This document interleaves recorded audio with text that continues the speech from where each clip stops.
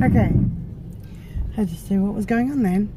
Hey, how are you all? I thought on my way to Tai Chi this morning I would do another just little chat. So yesterday I got no makeup on today because I don't put makeup on before Tai Chi. I go home and then I do it for work. So yesterday we had just stopped at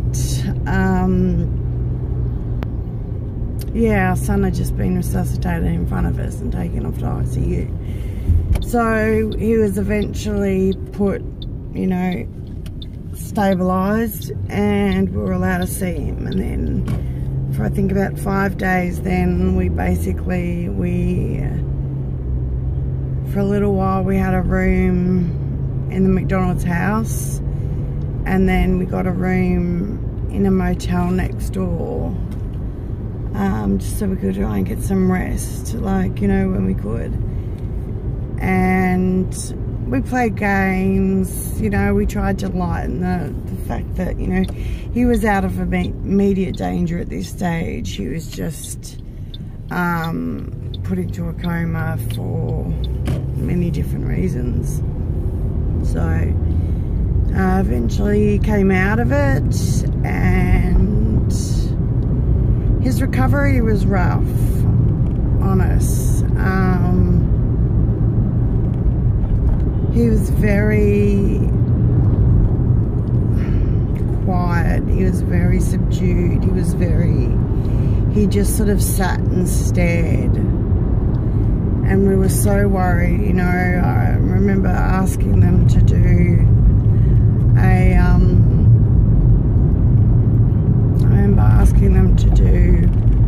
a CAT scan to see if there was any extra brain damage on his brain, because he was just, there wasn't anything there. It was like the lights were on but nobody was home.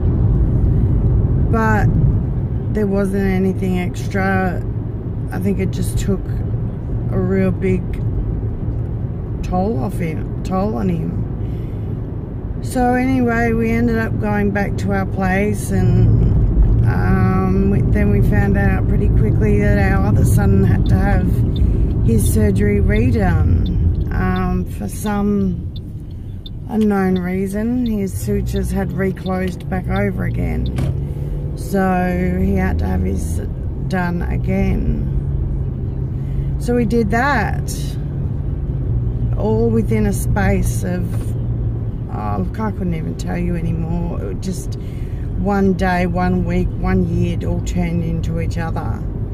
And then once we found out that we were having, you know, that my husband had the condition, and it was a 50-50 chance of any of our future children ever having them, and we already had one, you know, what we knew of is one disabled child, and to what extent we didn't know.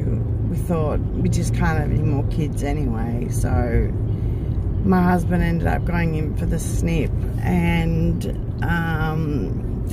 but my endometriosis didn't get any better. In fact, it got worse. So I was dealing with these young babies and trying to get through the weeks, the days, the months of, you know, endometriosis. So as time went on, I made the decision of, I think I was 23, I think I was 24 or something. Oh, it could have been 25. That I was going to have a hysterectomy because I couldn't have any more kids. And my gynecologist at the time wouldn't have a bar of it because of his religion.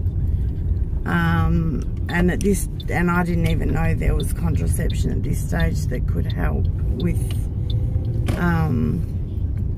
endometriosis, which would have been really nice to have known prior to all of this happening, you know, going through all this pain.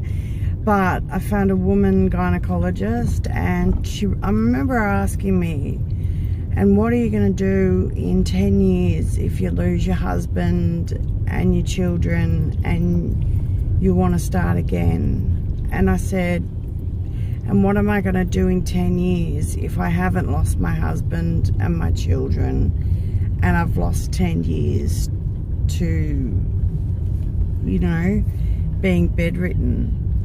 And we had a really good chat and everything, and she said, you know, you are more ready in the head than some 50-year-olds are, you know, and I was 25.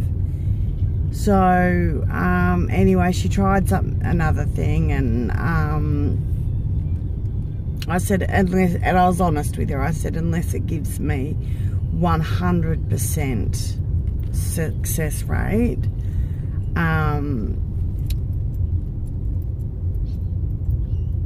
there's no cars here.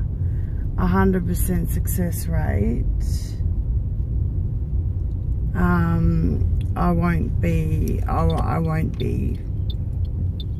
you know, I won't be going ahead with it. You'll be taking it out and you'll be operating.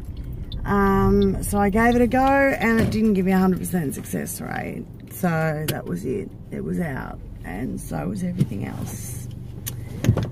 So that's brought me up to my hysterectomy at the grand old age of 25. So I'm going to go and do my Tai Chi now. I find that awesome for my back. I've got bone disease in my spine. Just another joint, just another joy of my life. I do have many joys in my life though. So yeah, I might pop back on and do another one on the way home. So hope you're all having a great day. Talk to you soon.